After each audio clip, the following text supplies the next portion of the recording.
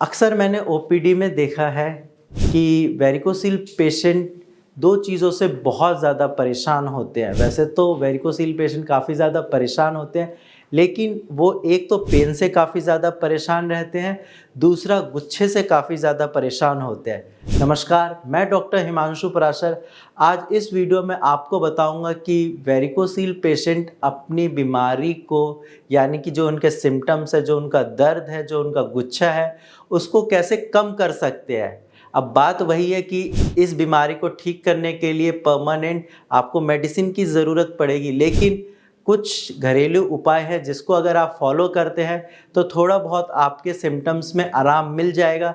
तो आज इस वीडियो में मैं इसी के बारे में बात करूंगा। सबसे पहले वेरिकोसिल पेशेंट जो परेशान होते हैं वो होता है दर्द।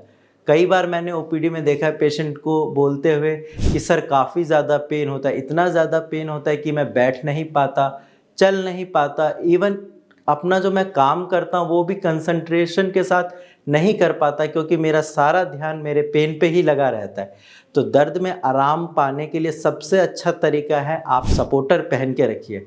सपोर्टर आपको 24 घंटे पहन के रखना है। इससे ये फ़ायदा होगा कि आपके टेस्टिकल को सपोर्ट मिलेगा, एक्स्ट्रा हैंगिंग की प्रॉब्लम नहीं होगी और पेन में आपको थोड़ा बहुत आराम मिलेगा। इसके साथ साथ आपको एक चीज़ और करनी है, वो है कि ज़्यादा देर तक आपको खड़े नहीं रहना, ज़्यादा देर तक आपको बैठ के नहीं रहना। अगर आपकी जॉब ऐसी है जहाँ ज़्यादा देर खड़े रहते हैं, जैसे कि आर्मी में, पुलिस में या अदर जॉब है, तो आप कोशिश करिए कि 1 से 2 मिनट निकाल के आप कहीं बैठ जाएँ।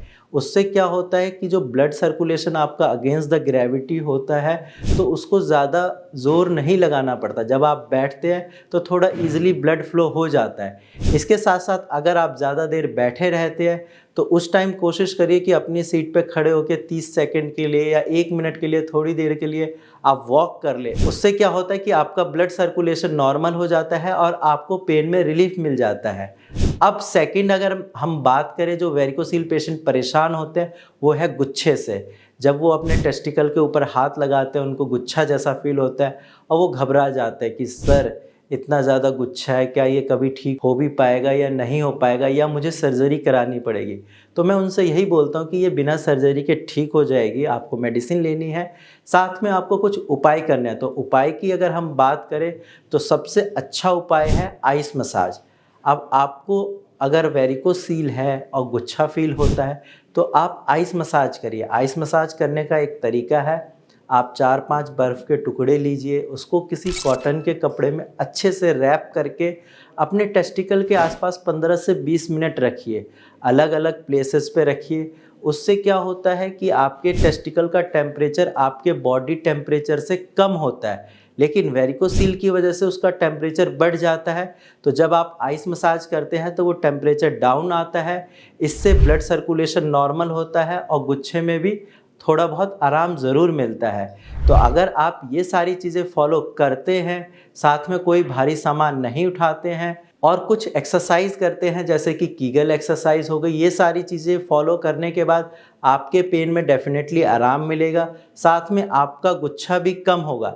लेकिन बात फिर वही है कि ये टेम्परेरी सॉल्यूशन है।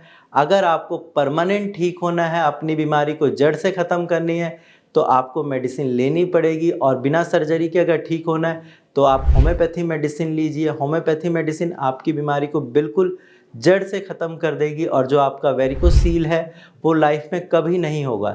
लेकिन सर्जरी से एक नुकसान ये होता है कि रीअकरेंस के चांस होते हैं, यानी कि अगर आपको वेरिकोसील की दिक्कत है तो वो दोबारा हो सकती है।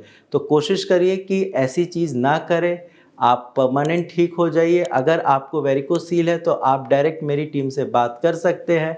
आज की वीडियो में इतना ही। धन्यवाद।